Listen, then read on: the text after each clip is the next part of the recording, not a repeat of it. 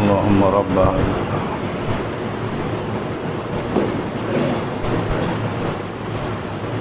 إن الحمد لله نحمده ونستعينه ونستغفره ونؤمن به ونتوكل عليه ونعوذ بالله من شرور أنفسنا ومن سيئات أعمالنا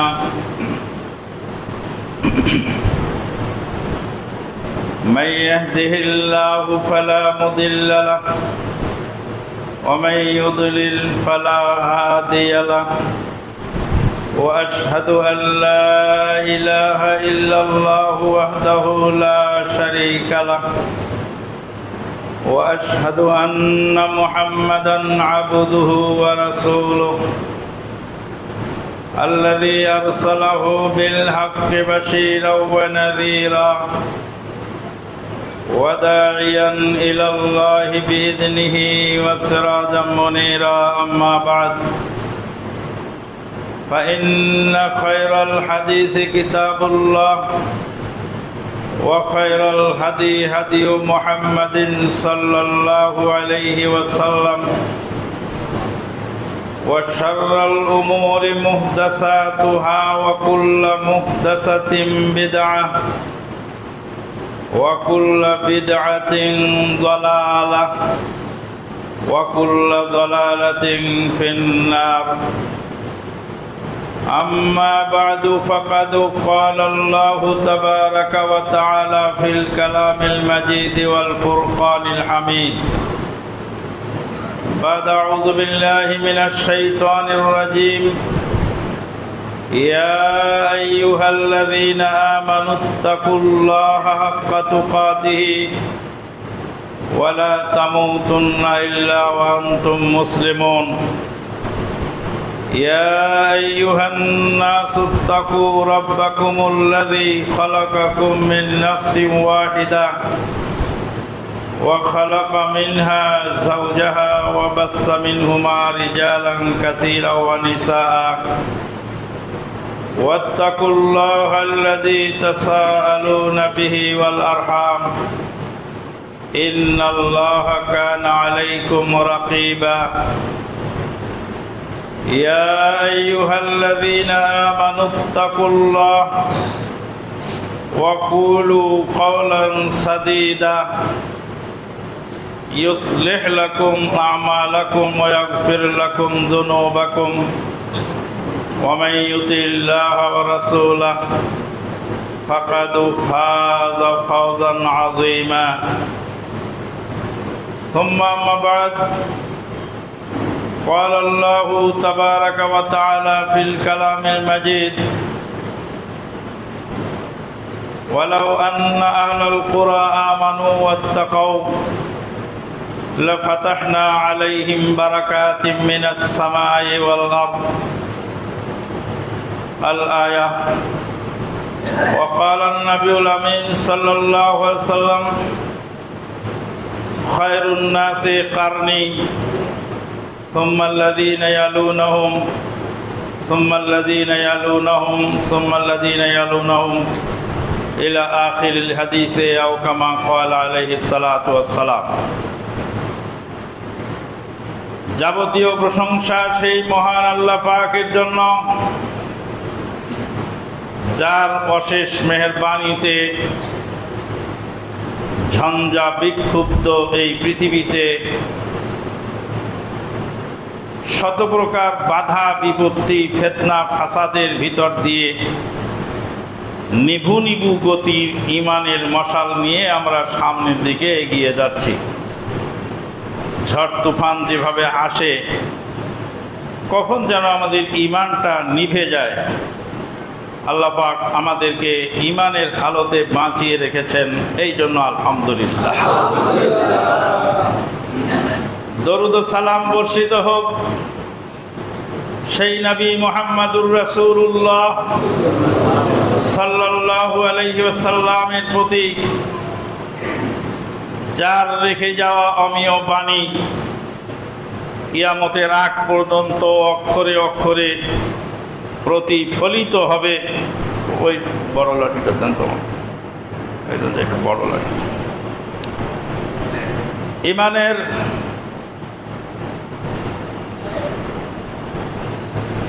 নবী সাল্লাল্লাহু আলাইহি ওয়াসাল্লামের প্রতিটি কথা অক্ষরে অক্ষরে প্রতিফলিত হবে।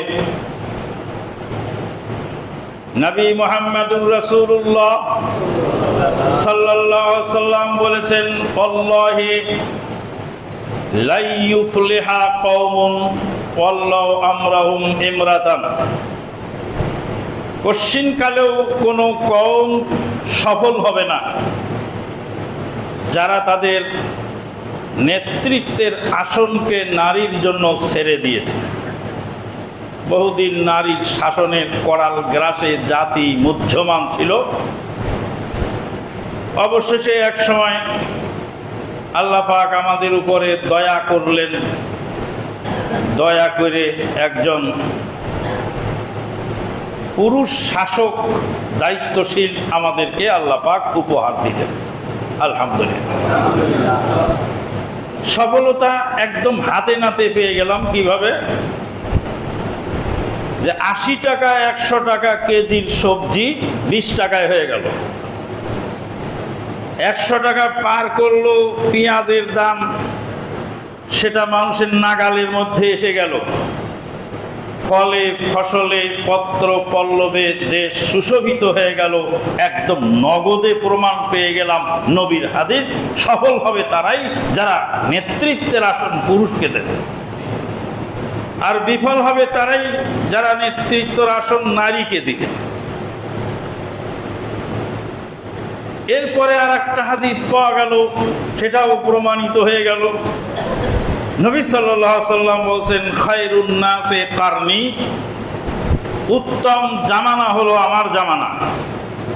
সুম্মাল্লাযীনা ইয়ালুনাহুম, তারপরে যারা আসবে তারা হলো দ্বিতীয় স্তরে। সুম্মাল্লাযীনা ইয়ালুনাহুম, তারপরে যারা আসবে তারা তৃতীয় স্তরে। সুম্মাল্লাযীনা ইয়ালুনাহুম, তারপরে যারা আসবে তারা চতুর্থ স্তরে। হাদিসের এই অংশ থেকে বোঝা গেল যে নবীর জামানার মানুষের সমতুল্য মানুষ কিয়ামত পর্যন্ত পৃথিবীতে আর আসবে না। যত কিয়ামত কাছে আসবে তত পরিস্থিতি আস্তে আস্তে ভয়াবহ হবে। দেশ স্বাধীন হয়েছে 1971 সালে একবার, এর আগেও আরো কয়েকবার স্বাধীন হয়েছে। লাস্টে স্বাধীন হলো 5ই আগস্ট।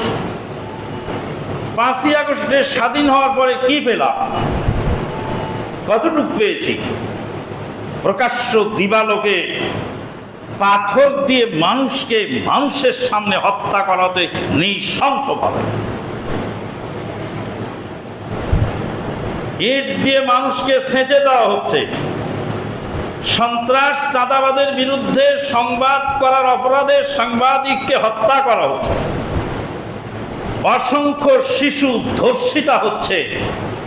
ধর্ষণ করে মেরে মসজিদের দোতলায় নিরীহ ইমাম মুয়াজ্জিনকে ফাঁসাবার জন্য লাশ পর্যন্ত সেই বাচ্চার মসজিদের দোতলায় রেখেছে। এরকম লোমহর্ষক ঘটনা তো আগে শুনিনি।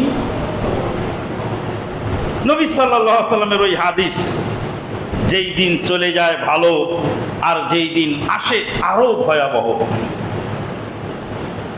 প্রসঙ্গক্রমে একটা ছোট্ট ঘটনা মনে পড়ে গেল। ছেলেটা বিয়ে করেছে, বউ ভালো নয়, তো বউকে তালাক দিচ্ছে। চাচা বলছে, বেটারে মানুষ তো ভুল করে, বউকে রেখে দাও। এরপরে যে বউমা আসবে তার চেয়ে বেশি খারাপ হতে পারে। না চাচা, এই বউ আমি রাখবই না। এই বউ ভাত রান্নার ভাত হওয়ার আগেই চামচ দিয়ে তুলে খাওয়া শুরু করে।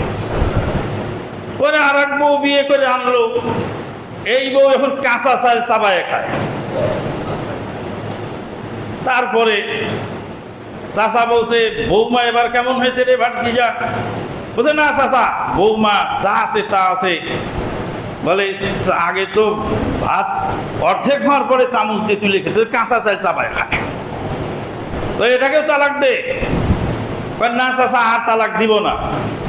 কেন? বলে, এরপরে দিয়ে আসবে সে ধান চাবায়ে খাবে, ধান চাবায়ে খাবে, সে একটু চাল চাবায়ে খায়, আর সে ধান চাবায়ে খাবে, চাল হওয়ার সুযোগ আর দেবে না। সম্মানিত উপস্থিতি, এ জাতির শেষ ঠিকানাটা কোথায়? কেন এসব ঘটছে? কে ঘটাচ্ছে? কার ইঙ্গিতে ঘটছে? একদল 16 বছর 17 বছর খেয়ে গেল, ক্ষমতায় থেকে খেলো, আর একদল ক্ষমতা আসার আগে তাদের যে আচরণ দেখে একদম শরীরের লোম দাঁড়ায় যায়। কিয়ামত পর্যন্ত এই পালা বদল হবে, কিন্তু কাজ হবে না। কেন? নেতা পরিবর্তন লাখবার হোক, কোনো কাজ হবে না যতদিন পর্যন্ত নীতির পরিবর্তন না হবে। নেতা পরিবর্তন জরুরি না নীতি পরিবর্তন জরুরি?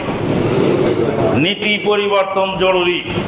তাই তো ডক্টর গালিব স্যারের ছেলে ডক্টর আহমদ আবদুল্লাহ সাকিব তার ভাষণে বলেছে যে ডক্টর ইউনূসকে নামিয়ে দিয়ে আমার বাবা ডক্টর গালিবকে যদি ক্ষমতায় দেওয়া হয়, তা আমার বাবাও কিছু করতে পারবে না। কারণ কুয়ার মধ্যে মরা বিড়াল রেখে দিয়ে লাখো বালতি পানি তুলে ফেললে কুয়া পবিত্র হবে না। কুয়া পবিত্র করতে হলে আগে কুয়ার ভিতর থেকে মরা বিড়ালটা তুলে ফেলে দিয়ে তারপরে 40 বালতি পানি তুলতে হবে। আল্লাহ পাক বলছেন, আউযু বিল্লাহি মিনাশ শাইতানির রাজিম, ওয়ালাউ আন্না আহলাল কুরা আমানু ওয়াত্তাকাউ লাফাতাহনা আলাইহিম বারাকাতিম মিনাস সামাই ওয়াল আরদ।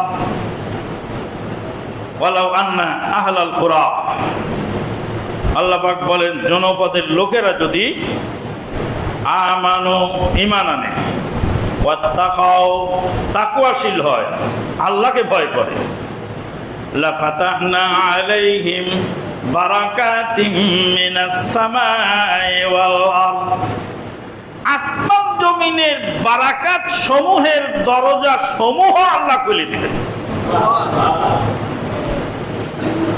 আসমান জমিনের বারাকাত সমূহের দরজা সমূহ আল্লাহ খুলে দিবেন। বারাকাত বহু বচন, লাফাতাহনা আলাইহিম বারাকাতিম মিনাস সামাই ওয়াল আরদ। আসমান জমিনের বারাকাতের দরজা খুলতে হলে দুইটা গুণে গুণান্বিত হতে হবে জাতিকে। নেতা পরিবর্তন করলে হবে না, নীতির পরিবর্তন ঘটাতে হবে। আর নীতির পরিবর্তন ঘটাতে হলে কাজ করতে হবে দুইটা, কর্মসূচি মাত্র দুইটি। কয়টি কর্মসূচি? দুইটি। ওয়ালাউ আন্না আহলাল কুরা আমানু, এক নম্বর ঈমান আনবো। ঈমান আনে, ঈমান কি জিনিস? ঈমান কাকে বলে? ঈমান কি জিনিস? আমি তো ঈমানদার। একজন বেনামাজিকে বলবেন নামাজ না পড়লে তো ঈমান থাকে না। বলো কি তুমি? আমি নামাজ না পড়লেও তোমার ঈমানের চেয়ে আমার ঈমান মজবুত আছে। বেনামাজিও ঈমানদার দাবি করে। দুনিয়ার সবাই ঈমানদার। যে জীবনে নামাজ পড়ে না তাকে তো এই বেঈমান বলেন, তা আপনাকে একদম দুমড়ে মুচড়ে ধরবে। সবাই তো ঈমানদার। ঈমান সম্পর্কে নবী সাল্লাল্লাহু আলাইহি ওয়াসাল্লাম বলেন, ঈমানের শাখা রয়েছে 70-এর অধিক। ঈমানের শাখা 70-এর অধিক।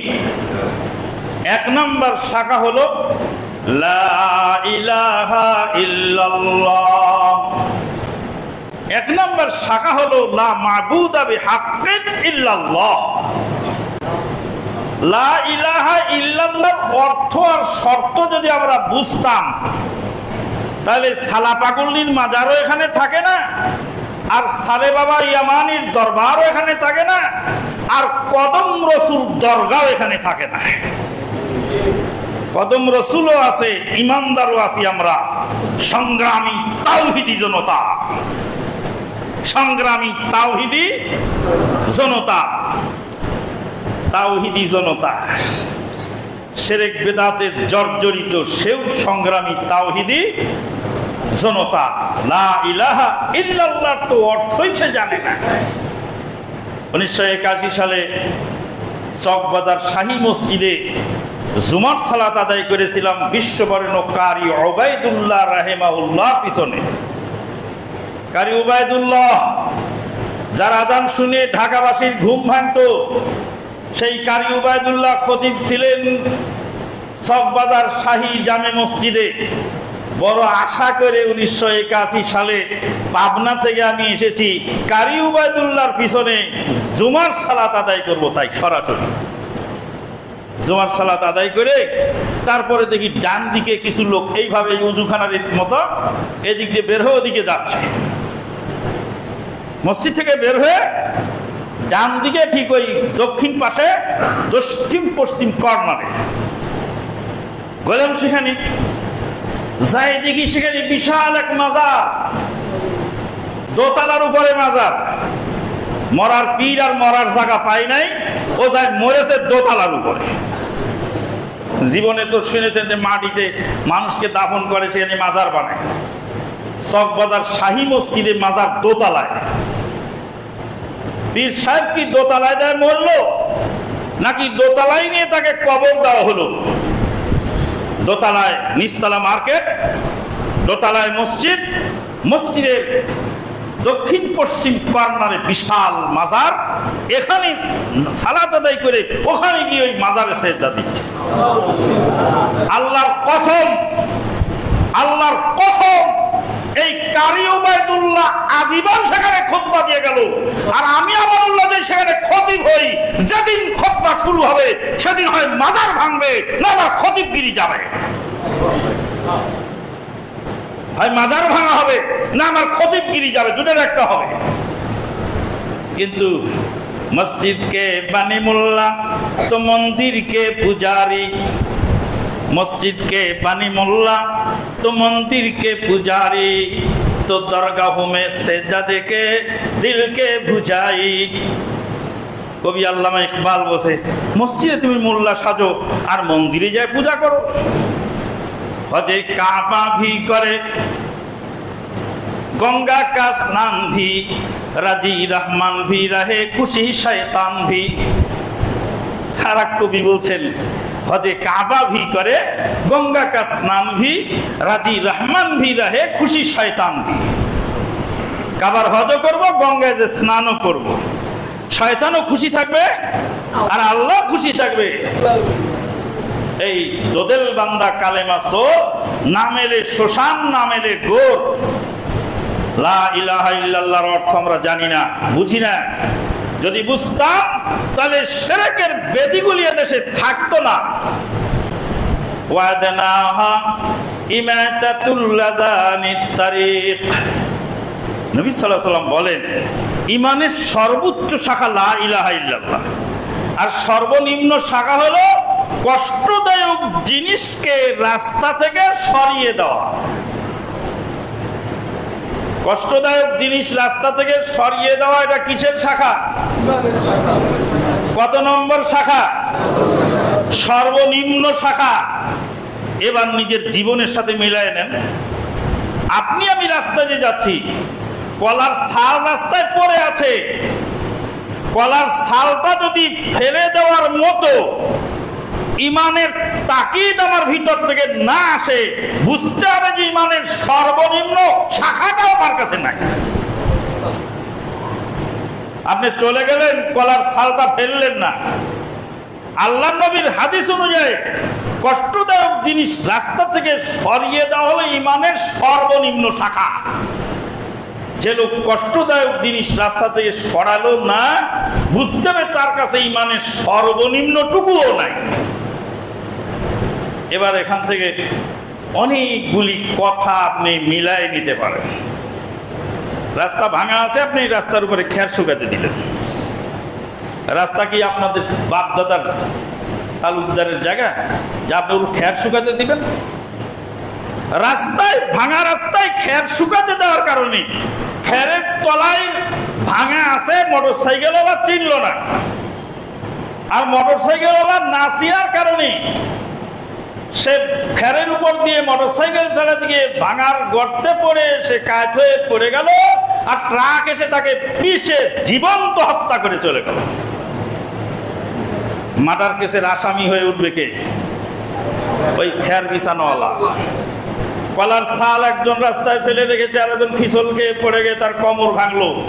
কোমর ভাঙার আসামি হয়ে উঠবে এই কলার ছালওয়ালা। ইমান তো আমাদের আছে, তো ইমান তো জ্বলে না। একজন আল্লাহর বান্দা ট্রেনের মধ্যে কলা খেয়ে ছালটা রেখে দিলেন। আর একজন বললেন ছালটা দেন, ফেলে দেই জানালা দিয়ে। বলছে না, কলার ছাল আমি ফেলবো না, আমি এটা দিয়ে সাদাকা করব, এটা দান করে দেব। বলে কাকে দান করবে তুমি? বলে তুমি বসে থাকো, দেখো কাকে দান করবে। তারপরে ট্রেন চলতে চলতে এক লোকালয়ে আসলো, সেখানে বিল আর মাঠ ময়দান, রেল লাইনের পাশে সুন্দর ঘাস, সেই ঘাস খাওয়ার জন্য অসংখ্য ছাগল বকরি সেখানে দৌড়িয়ে বেড়ায়। আর ওই লোকটা জানালা দিয়ে কলার ছালটা ছাগলের সামনে ফেলে দিল। ছাগল কলার ছাল খেয়ে আল্লাহ শুকরিয়া আদায় করলো, আর ওই লোকের সাদাকার নেকি হয়ে গেল।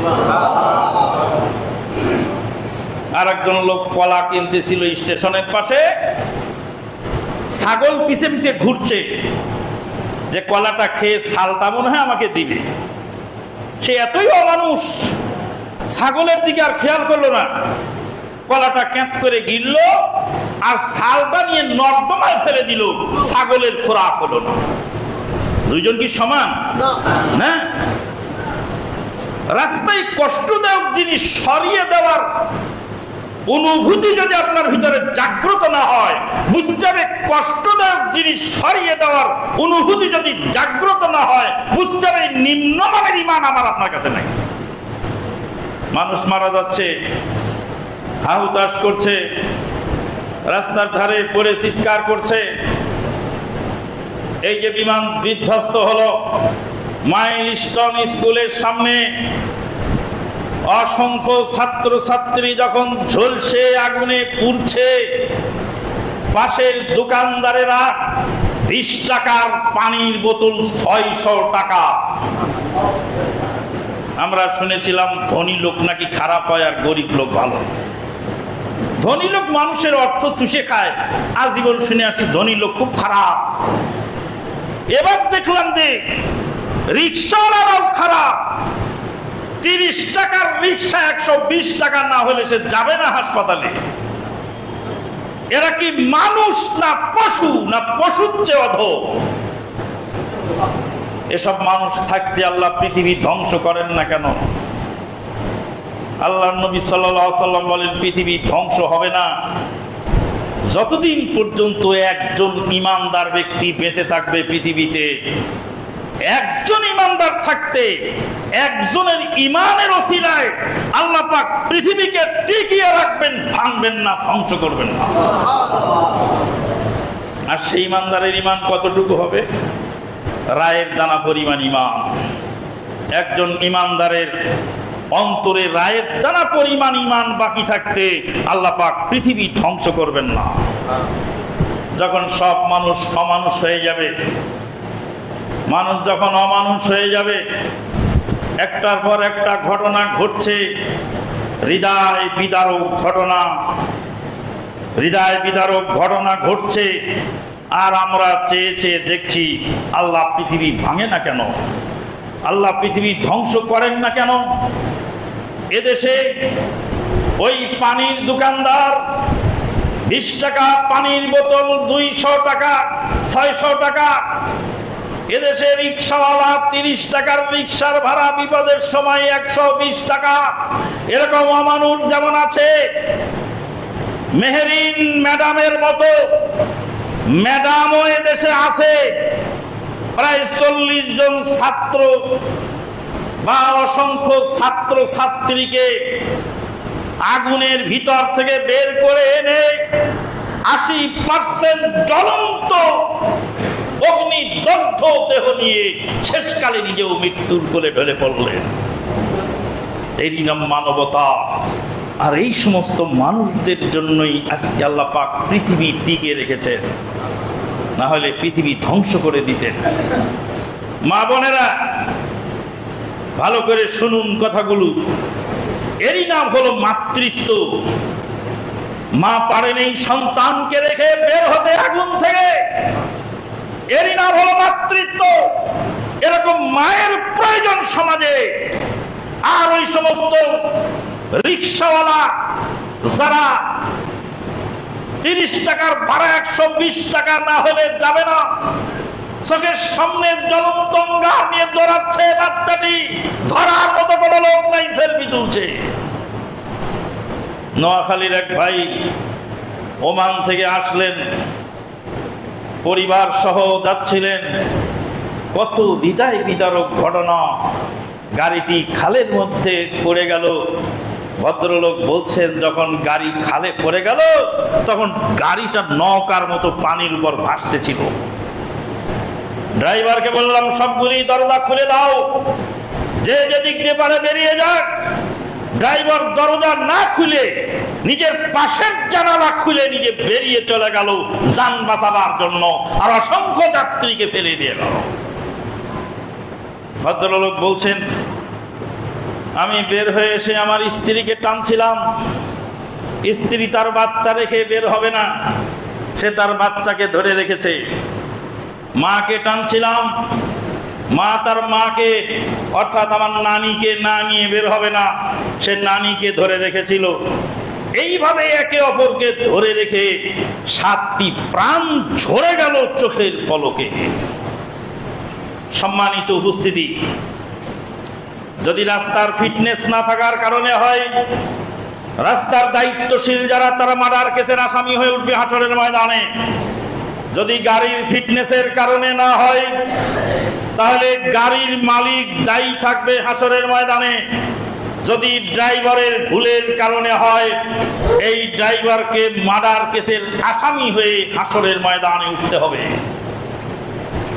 কেউ নাজাত পাবে না। দুনিয়াতে মানুষকে লামসাম বুঝানো গেলে আল্লাহর দরবারে জবাবদিহি করা সম্ভব নয়। ঈমান, ঈমানের সর্বোচ্চ লা ইলাহা ইল্লাল্লাহ, সর্বনিম্ন কষ্টদায়ক জিনিস রাস্তা থেকে সরিয়ে দেওয়া। ওয়াল হায়াউ শুবাতুম মিনাল ঈমান।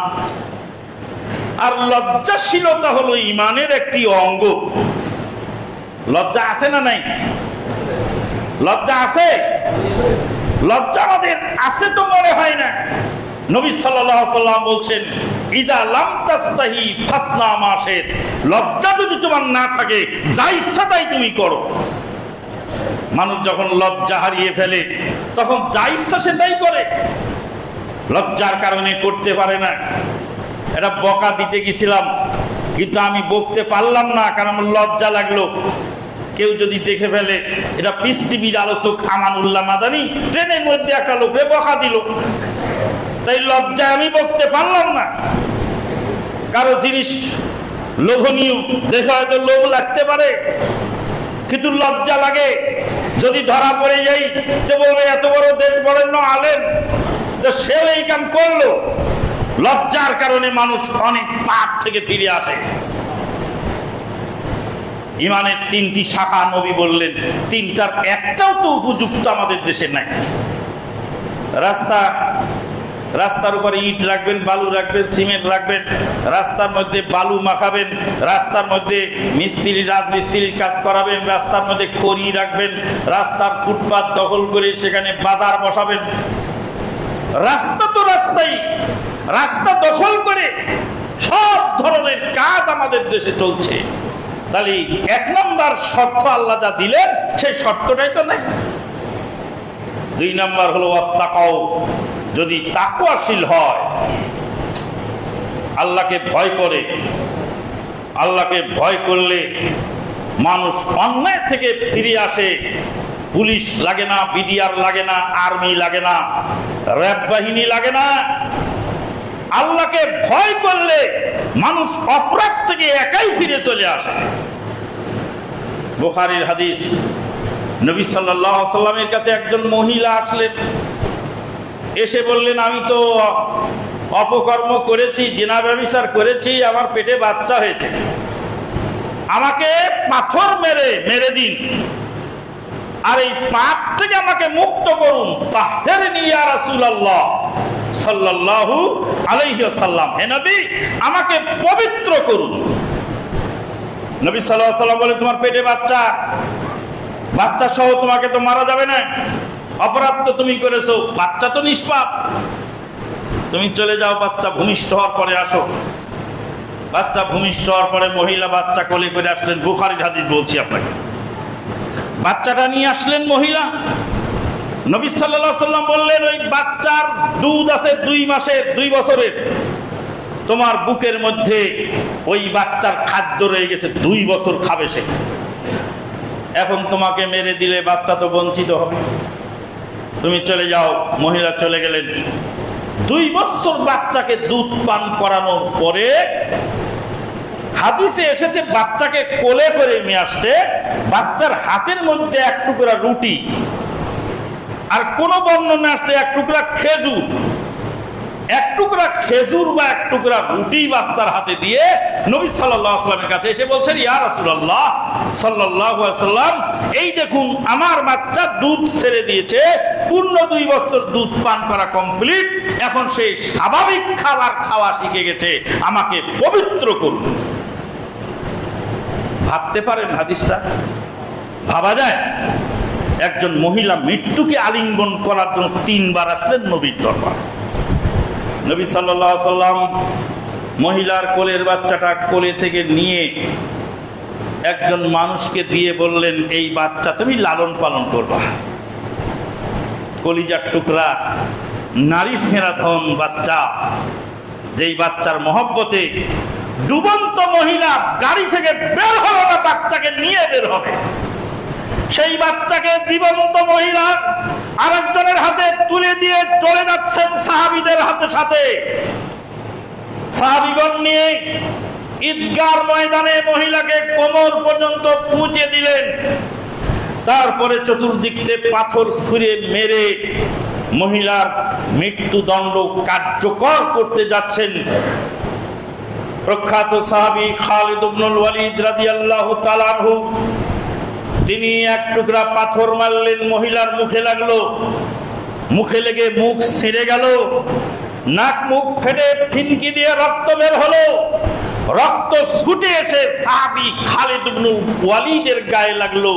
খালিদ ইবনুল ওয়ালিদ রাদিয়াল্লাহু তাআলা আনহু বললেন, ধুত্তুরি ছাই, এক জেনাকার মহিলা, ব্যভিচারিণী মহিলা, পাপিষ্ঠ মহিলা, নাপাক মহিলার গায়ের রক্ত আমার গায়ে লেগে গেল। আল্লাহর নবী বললেন, খালেদ জবানকে সামলায় কথা বলো। হে খালেদ, এই মহিলা এবং তওবা করেছে, তার তওবা গোটা মদিনার বাসিন্দাদের মধ্যে বন্টন করে দিলে যথেষ্ট হয়ে যাবে। একজন মহিলার তওবা সমস্ত মদিনার বাসিন্দাদের জন্য যথেষ্ট। সম্মানিত উপস্থিতি, এর নাম তাকওয়া, এর নাম আল্লাহর ভয়। আইন দিয়ে কতক্ষণ মানুষকে দমন করা যায়? আল্লাহর ভয় যদি মানুষের থাকে, মানুষ অন্যায় থেকে স্বেচ্ছায় ফিরে আসে। আল্লাহর ভয় না থাকলে ওয়ালের ওই পারে গিয়ে কাজ করতে পারে। মানুষ সামনে দেখে, ওয়ালের ওই পারে আর কিছুই দেখে না। আউযু বিল্লাহি মিনাশ শাইতানির রাজিম। ইয়া আইয়ুহাল্লাযীনা আমানু তাকুল্লাহ ওয়াল তানজুর নাফসুম মা কদ্দামাত লিগাদ ওয়াত্তাকুল্লাহা ইন্নাল্লাহা খাবীরুম বিমা তা'মালুন। আল্লাহ পাক বলেন, ওহে যারা ঈমানদার, আল্লাহকে ভয় করো, কালকের জন্য কি জমা করেছো সেটা একটু খেয়াল করে দেখো। ইয়া আইয়ুহাল্লাযীনা আমানুত্তাকুল্লাহ হাক্কা তুকাতিহি ওয়া লা তামুতুন্না ইল্লা ওয়া আনতুম মুসলিমুন। ঈমানদারগণ, আল্লাহকে ভয় করো, প্রকৃত অর্থে ভয় করো, যাতে তোমরা মুত্তাকি হতে পারো। মুসলমান না হয়ে মৃত্যুবরণ করো না। এইভাবে আল্লাহ পাক অসংখ্য তাকওয়া সম্পর্কে তাগিদ দিয়েছেন। তাকওয়া কাকে বলে? আলী রাদিয়াল্লাহু তাআলা আনহুকে জিজ্ঞেস করা হলো, তাকওয়া কি জিনিস? আল্লাহ যে তাকওয়াশীল হতে বললেন, ওয়ালাউ আন্না আহলাল কুরা আমানু ওয়াত্তাকাউ লাফাতাহনা আলাইহিম বারাকাতিম মিনাস সামাই ওয়াল আরদ। ঈমানদার হয়ে যায়, তাকওয়াশীল হয়, আসমান জমিনের দরজা, বারাকাতের দরজা আল্লাহ পাক খুলে দিবে। তাকওয়াশীল হতে হবে, দরজা খুলবে আসমানের। তাকওয়াশীল হতে হবে, জমিনের বারাকাতের দরজা খুলবে। তাকওয়া কি জিনিস? তাকওয়া সম্পর্কে আলী রাদিয়াল্লাহু তাআলা চারটি গুণ অর্জন করলে সে তাকওয়াশীল। কয়টা? চারটা। এক নম্বর, আল খাউফু মিনাল জালিল, জলিলকে ভয় করো। জলিলকে ভয় করো, পুলিশকে নয়, র্যাবকে নয়, বিডিআরকে নয়, আল্লাহকে ভয় করো। র্যাবের চোখ ফাঁকি দেওয়া যায়, পুলিশের আড়ালে অন্যায় করা যায়, কিন্তু আল্লাহর চোখকে ফাঁকি দেওয়া সম্ভব নয়। হাদিস তো আপনারা শোনেন, পুরাতন কথাই তো না, নতুন কথা আছে কিছু। 1989 সালে সর্বপ্রথম এদেশে এসে খুতবা শুরু করেছিলাম ফরাজিকান্দা উত্তরপাড়া জামে মসজিদে। সর্বপ্রথম এদেশে এসেছিলাম 1984 সালে। 1984 সালে ফরাজিকান্দায় প্রথম পদক্ষেপ, পদার্পণ। ওদিকে 16 আর এদিকে 25, 41 বছর পূর্বে টকবকে যুবক ছাত্র মানুষ এই ফরাজিকান্দায় প্রথমে আয়লাদি যুব সংঘের দাওয়াত নিয়ে এসেছিলাম। আপনাদের এই মসজিদের পেশ ইমাম মাওলানা হাফেজ সিরাজুল ইসলাম রাহিমাহুল্লাহু রাহমাতান ওয়াসিয়াতান ওয়া তাগাম্মাদাহুল্লাহু বিগুফরানিহি ওয়া আসকানাহু জান্নাতাল ফিরদাউস, তিনি এখানকার ইমাম খতিব ছিলেন। তারই নেতৃত্বে 1981 সালে আহলে হাদিস যুব সংঘের প্রথম সম্মেলন 81 কি 82 বাইতুল মুকাররমে হয়েছিল। আহলে হাদিস যুব সংঘের প্রথম সম্মেলন। সেই সম্মেলনে এই ফরাজিকান্দা থেকে এক পাল যুবক হাফেজ সিরাজ সাহেবের নেতৃত্বে বাইতুল মুকাররমে যোগদান করেছিল। শুনে আশ্চর্য হবেন, সেদিনে বাইতুল মুকাররমে এশার নামাজের আযান মাইকে দেয়নি, মুখে দিয়েছে। আহলে হাদিসদের আমিনের ভয়ে এত জোরে আমিন বলেছে মাগরিবে, এশার সময় ওরা মুখে আযান দিয়ে নামাজ পড়ে বাইতুল মুকাররম তারাবির হয়ে পালিয়ে চলে গেছে। আহলে হাদিস হলো বিস্ফোরক। আহলে হাদিসের একটা যুবক অগ্নিস্ফুলিঙ্গ, পৃথিবীর যেখানে যায় সেখানে আগুন জ্বালায়, যেখানে যায় সেখানে বেদাতি সংস্কার করে ছাড়ে। সম্মানিত উপস্থিতি, বলছিলাম পুরাতন কথা, নতুন কিছু নেই। ফারুক আজম ওমর ফারুক রাদিয়াল্লাহু তাআলা আনহু, মা বোনেরা ভালো করে শোনেন, রাতের অন্ধকারে মদিনার খেজুরের বাগানের ভিতর দিয়ে হেঁটে বেড়াচ্ছেন, প্রজা সাধারণের অবস্থা অবজার্ভ করছেন নিজে সচক্ষে দেখার জন্য। টিম টিম করে বাতি জ্বলছে জয়তুনের তেলের এক বাড়িতে, খেজুরের বাগান দিয়ে ঘেরা, মাটির তৈরি ঘর। ঘরের মধ্যে মা বলছে বেটিকে, দুধের মধ্যে পানি মিলাও, রাত থাকতেই দুধের মধ্যে পানি মিলিয়ে দাও, এটুক দুধ বেশি আমাদের সংসার চলে না, পানি মিলিয়ে বেশি করে দাও। বেটি বলছে মুসলিম জাহানের খলিফা উমর শুনলে চাবুক পিটিয়ে তোমার পিঠের চামড়া তুলবে। তখন মা বলছে বেটি, এই গভীর রাতে উমর তো ঘুমায় মদিনায়, তো উমর কি দেখতে এসেছে এখানে? বেটি বললেন, মা উমরকে ফাঁকি দেওয়া যায়, উমরের রবকে ফাঁকি দেওয়া সম্ভব নয়। উমর ঘুমায়, উমরের রব ঘুমায় না। লা তাকুদুহু সিনাতু ওয়ালা নাওম, যার ঘুমও নেই তন্দ্রাও নাই। উমর যদি না দেখে, উমরের রব দেখে। দুধেতে পানি মিলাতে পারবো না। ফারুক-ই আজম বলছে, ছেলে বিয়ে করাবো, মেয়ে খুঁজে বেড়াই। আরে মেয়ে তো এই বাড়িতে, এই বাড়িতে মেয়ে। এই গোয়ালদির এই গরিব দুঃখী মানুষের দুধ বেচা মহিলা হবে মুসলিম জাহানের খলিফার পুত্রবধূ। খলিফা ওমর বিয়ে করালেন ছেলেকে। সেই গোয়ালদির মেয়ে বিধবা মহিলা, মদিনার খেজুরের বাগানের মধ্যে ভাঙা ঘর। একটা গুণ দেখে, সেই গুণটা ছিল মহিলার তাকওয়া। ওমর না দেখলে ওমরের রব দেখতে পায়, বলে এই মহিলাই হবে আমার পুত্রবধূ। এখন আপনি ছেলে বিয়ে করার সময় সাদা চামড়া খুঁজে বেড়ান, মেয়ের ডিগ্রি কতটুকু আছে দেখে বেড়ান, মেয়ের বাপের বাড়ি কয়টা তা দেখেন। ওই পুত্রবধূর হাতে মায়ের আপনি খাবেন না তো আমি খাবো নাকি? ঠকছো তুমি পুবাল্লার হাটে, খোঁজো কেন গুদারা ঘাটে? গুদারা ঘাটে খোঁজার আগে পুবাল্লার হাটে কোথায় হারাইছো তুমি ভালো করে দেখো। আল্লাহ নবী হোসেন ফাজফার বিজাতির দিন, দিনদার মহিলা দেখে বিয়ে করো। দিনদার খোঁজেন নাই, খুঁজেছেন সাদা চামড়া, খুঁজেছেন টাকা পয়সা, খুঁজেছেন ডিগ্রি আর ডিগ্রি। তা আপনার পুত্রবধূ আপনাকে ঘাট ধরে বৃদ্ধাশ্রমে পাঠাবে না, তো আমাকে পাঠাবে? মুসলিম জাহানের খলিফা ওমর ইবনে খাত্তাব রাদিয়াল্লাহু তাআলা আনহু এটা গোয়ালদির মেয়েকে পুত্রবধূ বানালেন। তার একটাই গুণ ছিল, গুণটা ছিল সে বলছে ওমর না দেখলে ওমরের প্রভু দেখে। এরই নাম হলো তাকওয়া। তাকওয়া যদি হয় তাহলে মানুষ মর্যাদাবান হয়ে যায়। গোয়ালদির মেয়ে, নাউজুবিল্লাহ, খাটো করার জন্য বলি নেই, খাটো করার জন্য বলি নেই, তিনি সাহাবী। সাহাবীকে যারা দেখেছেন তারা তাবেঈ। ওমর ফারুক রাদিয়াল্লাহু তাআলার পুত্রবধূ, তার পায়ের ধুলার সমতুল্য আমরা নই, কিন্তু তদানীন্তন প্রেক্ষাপটে তারা একজন সাধারণ মানুষ।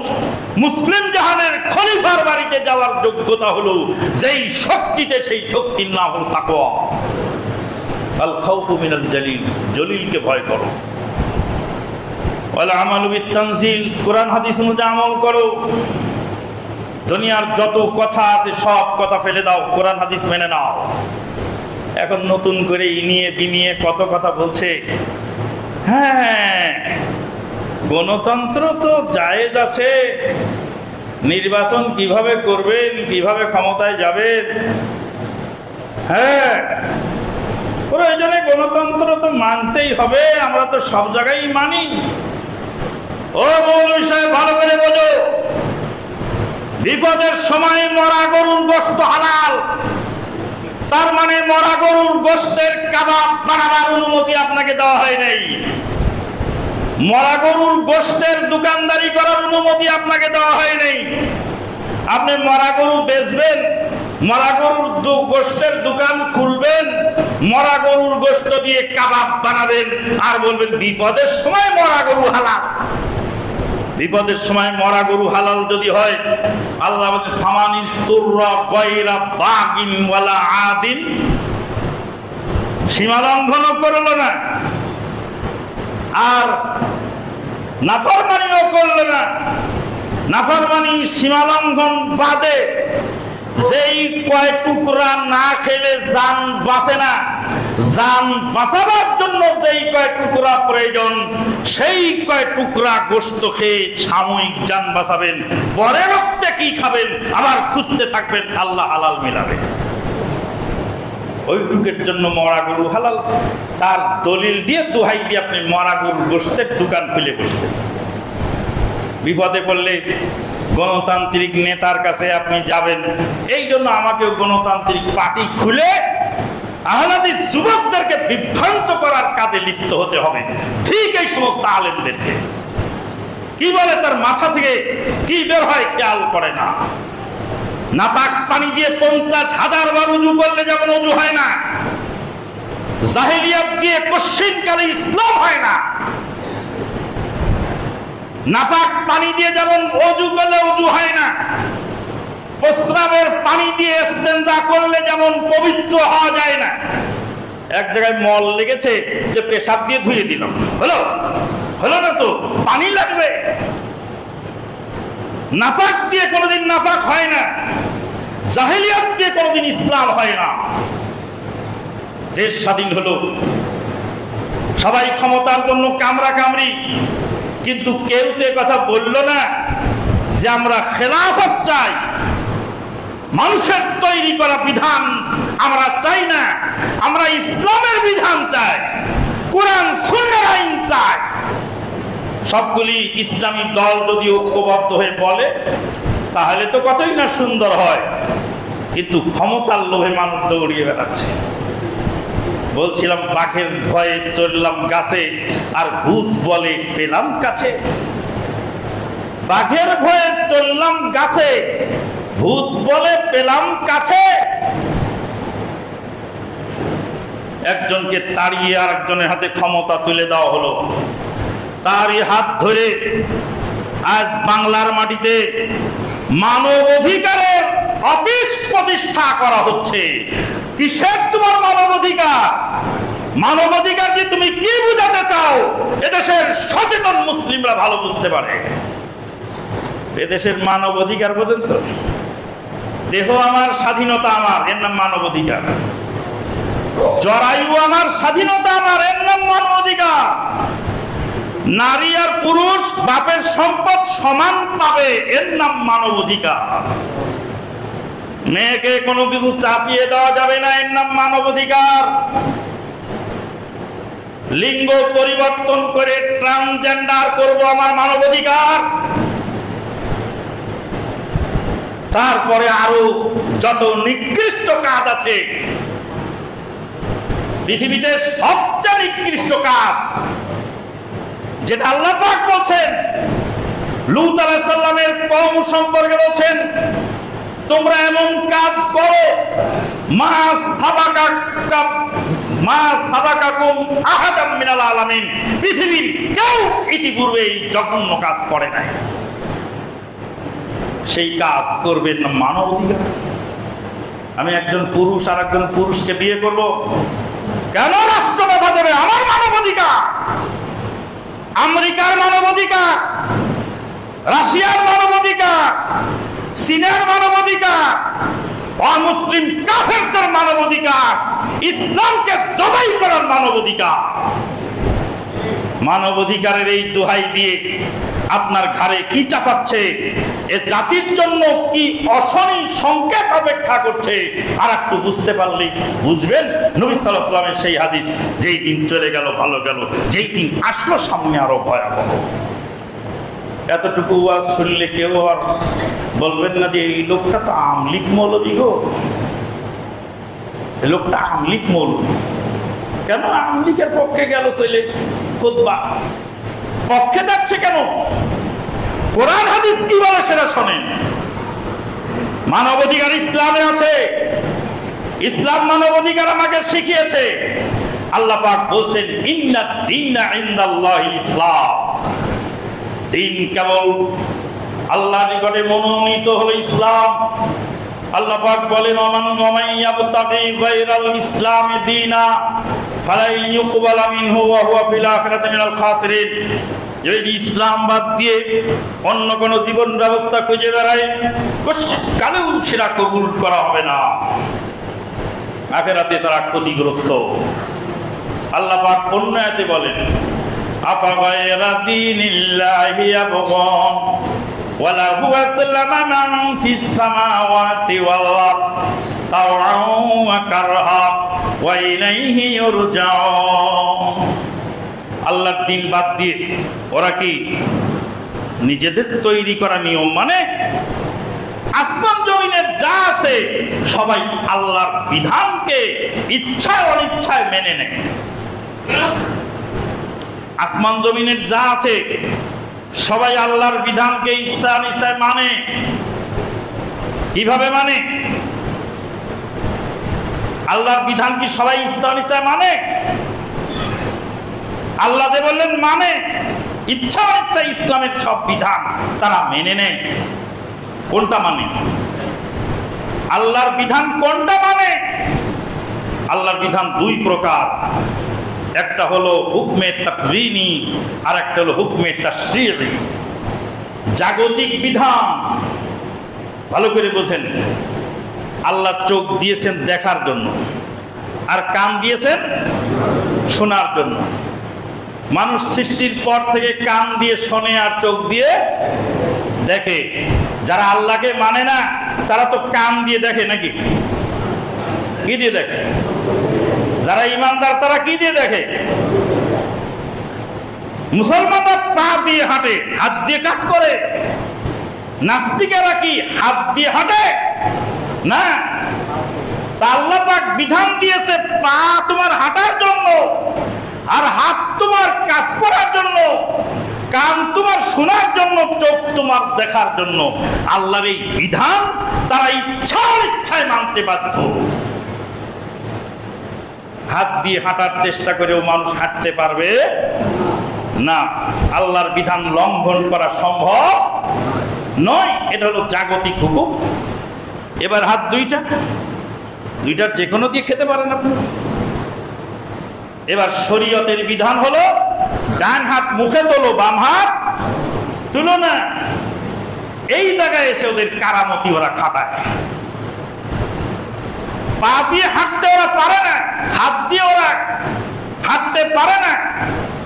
ওখানে আল্লাহর বিধান ইচ্ছা অনিচ্ছায় তারা মানে। কিন্তু যেখানে তাদেরকে স্বাধীনতা দিয়েছে, বাম হাত দিয়েও খাওয়ার সুযোগ আল্লাহ সৃষ্টি করেছেন, ডান হাত দিয়েও সে খেতে পারে। দুইটা ক্ষমতায় আল্লাহ দিয়ে এবার বলছে ডান হাত দিয়ে খাও, বাম হাত দিয়ে খাও না। এখানে এসে তারা আল্লাহর বিধানকে লঙ্ঘন করে। সম্মানিত উপস্থিতি, ইসলাম হলো মানবতার ধর্ম। ইসলাম প্রাণকে হত্যা করা নিষেধ করেছে। ইসলাম বলছে মান কাতালা নাফসান বিগাইরি নাফসিন আও ফাসাদিন ফিল আরদ ফাকান্নামা কাতালান নাস জামিয়া। যে ব্যক্তি কোনো মানুষকে হত্যা করলো বিনা অপরাধে অথবা ফিতনা ফাসাদ সৃষ্টির জন্য, সে যেন গোটা পৃথিবীর সমস্ত মানুষকে হত্যা করলো। ওয়ামান আহিয়াহা ফাকান্নামা আহিয়ান নাস জামিয়া। যে ব্যক্তি আল্লাহর বান্দাকে জীবন দান করল, বান্দাকে জীবন দান করে কি করে? মদিনার হাসপাতালে গিয়ে দেখলাম সেখানে ব্লাড ব্যাংকের উপর লেখা আছে এই আয়াত, ওয়ামান আহিয়াহা ফাকান্নামা আহিয়ান নাস জামিয়া। যে ব্যক্তি একজন মানুষের জীবন দান করলো, তারপরে লিখে দিয়েছে হে ব্লাড ডোনার, হে রক্তদাতা, তোমার এক ব্যাগ রক্তে একজন মুমূর্ষ রোগী জীবন্ত হয়, চলার শক্তি খুঁজে পায়, জীবন ধারণ করে তোমার শরীরের রক্তের কারণে। অতএব তুমি এক ব্যাগ রক্ত দিলে গোটা পৃথিবীর সমস্ত মানুষকে জিন্দা করলে যে নেকি, সেই নেকি তোমার নামে আমাদের জমা হবে। তোমার দেওয়া এক গ্লাস পানি পান করে মুমূর্ষ ব্যক্তির চেতনা ফিরল, এই এক গ্লাস পানির বিনিময়ে তামাম পৃথিবীর সমস্ত মানুষকে জিন্দা করার নেকি তুমি পেয়ে গেলে। মদিনা ইউনিভার্সিটির মদিনার হাসপাতালের গেটে লেখা আছে। ডাক্তারদেরকে বললাম আপনারা হাসপাতাল রেখেছেন হারাম সীমানার বাইরে, মদিনার সীমানায় মানুষ মারা গেলে নবী তার জন্য সুপারিশ করবে। তা হাসপাতাল রেখেছেন হারাম সীমানার বাইরে, মদিনার সীমানার মধ্যে হাসপাতাল রাখলে সমস্যাটা কি ছিল? তখন তারা বলল হাসপাতালে চিকিৎসা নিতে আসবে মুসলিম অমুসলিম, একজন অমুসলিম মানুষ অসুস্থ হবে, হাসপাতালে আসবে। হাসপাতাল যদি মদিনার হারাম সীমানার ভিতরে করা হতো তাহলে অমুসলিমের চিকিৎসা হতো না সেখানে, কারণ মদিনার হারামের সীমানার মধ্যে কিয়ামত পর্যন্ত কাফেরকে ঢুকতে দেওয়ার অনুমতি না। মাথাটার বড়, ব্যথাটাও বড়। আমরা সমালোচনা করতে জানি, আমরা তো শুনি না, বুঝি না, বোঝার চেষ্টাও করি। হাসপাতালটা মদিনার হারামের সীমানার বাইরে রেখেছে কেন? যাতে অমুসলিম রোগীরাও সেখানে চিকিৎসা নিতে, অমুসলিম ডাক্তারেরাও চিকিৎসা দিতে, অমুসলিম নার্সরাও সেখানে সেবা করতে পারে। ব্লাড ব্যাংকের উপর লেখা আছে, হে রক্তের ডোনার, তোমার এক ব্যাগ রক্তে একজন মানুষ জীবন্ত হয়ে যায়। শুনে রাখো আল্লাহর কোরআনের আয়াত। আল্লাহ বলেন কোন বান্দাকে জীবন দান করার জন্য কেউ যদি সামান্যতম সাহায্য করে, সে যেন গোটা পৃথিবীর মানুষকে জীবন দান করে। এরই নাম ইসলাম, এরই নাম মানবতা। ইসলাম মানুষের অধিকার সংরক্ষণ করে, মুসলমানদের অধিকার সংরক্ষণ করে, ইসলাম পাড়া প্রতিবেশীর অধিকার সংরক্ষণ করে। আপনি একজন মুসলিম, রাস্তায় একজন কাফের নাস্তিক মুরতাদ অ্যাক্সিডেন্ট করে কাতরাচ্ছে, ওকে তুলে নিয়ে হাসপাতালে নিয়ে যাওয়ার বিমানি দায়িত্ব আপনার, কারণ সে একজন মানুষ। মানুষের সেবা ইসলাম শিখিয়েছে। তৃষ্ণার্ত কুকুর ছানাকে পানি পান করিয়ে দেহ ব্যবসায়ী মহিলা জান্নাতে চলে গেল। কুত্তার অধিকার সংরক্ষণ ইসলাম করেছে, গরু ছাগলের অধিকার সংরক্ষণ ইসলাম করেছে। নবী সাল্লাল্লাহু আলাইহি ওয়াসাল্লাম বললেন, যখন কোন প্রাণী জবাই করো সুন্দরভাবে করো। প্রাণী জবাই করে দিয়ে মারা যাবে, সুন্দর অসুন্দর কি আছে? কিভাবে সুন্দর হয়? নবী সাল্লাল্লাহু আলাইহি ওয়াসাল্লাম বলে, ফালইউহিদ্দা আহাদুকুম শাফরাতাহু। পশু জবাই করার আগে চাকুকে ধার করে নাও। ওয়ালিউরিহ যাবিহাতাহু, যেই পশুকে জবাই করবে তাকে কষ্ট দিয়ে প্রাণ সংহার করো। তাহলে ইসলাম গরু ছাগলের অধিকার দিয়েছে, ইসলাম শ্রীগাল কুত্তার অধিকার দিয়েছে, ইসলাম মুসলমান কাফের সবার অধিকার দিয়েছে। 1450 বছর পরে এসে আমেরিকাতে তুমি মানব অধিকার শিখাবে? মানব অধিকার যদি শিখতে হয় তো চলে যাও ফিলিস্তিনে, সেখানে যে মানব অধিকার অফিস বানাও।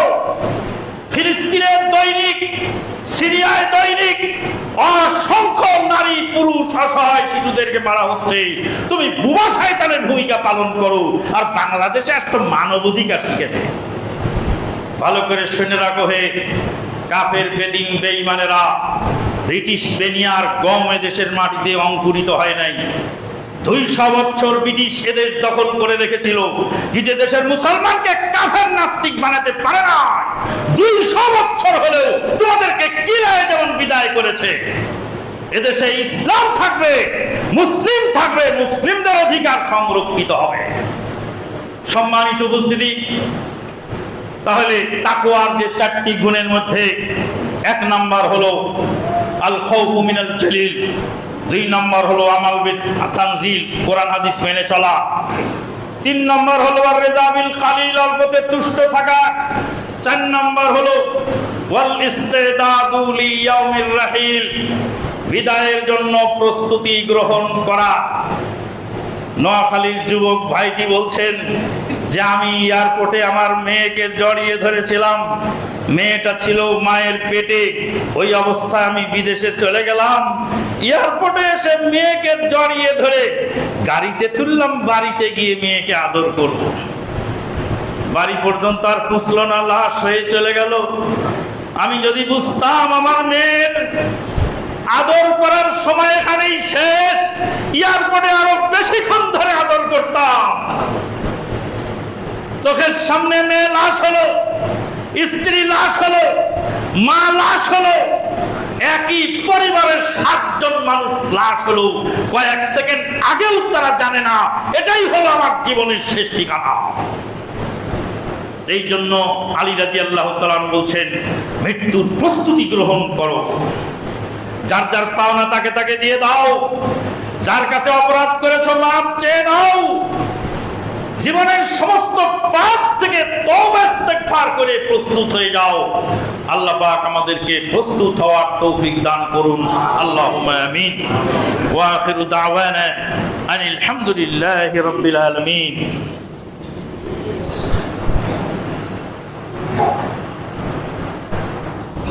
আলহামদুলিল্লাহ।